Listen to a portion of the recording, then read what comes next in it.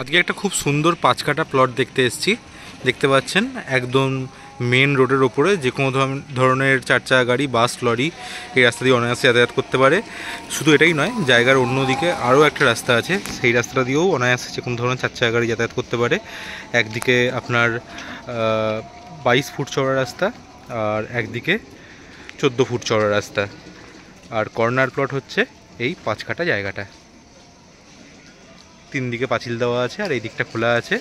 লোকেশনটা বুঝিয়ে দিই, এই দিক দিয়ে সোজা চলে গেলে মোটামুটি 400 মিটারের মধ্যে আপনি পেয়ে যাবেন জিটি রোড, আর এই দিক দিয়ে মোটামুটি 250 মিটারের মধ্যে পেয়ে যাবেন এনএইচ।